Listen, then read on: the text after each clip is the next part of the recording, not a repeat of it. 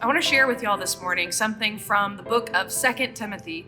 This is Paul's last letter that he writes before he is ultimately killed for following Jesus. He writes to Timothy, one of his proteges in the ministry, to encourage him. Here's what Paul says to Timothy in 2 Timothy chapter 1, verse 5. He says, "I'm reminded of your sincere faith, Timothy, a faith that first lived in your grandmother named Lois and your mother Eunice, and now I'm sure lives in you."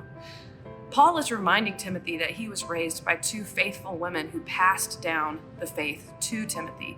Not only just the faith, but a genuine love for Jesus that Timothy now carries on as he ministers to others.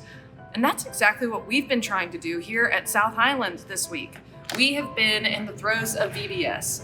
The call that Paul gives to Timothy to remember who raised him in the faith is exactly what we're trying to do. Whether we have biological children or grandchildren, or whether we're just members of a community of believers, we are called to pass the faith down to the younger generations. Paul goes on to say, "I remind you to fan into flame the gift of God that is within you." Paul is telling Timothy to remember what little coal these women have passed down to him and to fan that into flame now that he is older.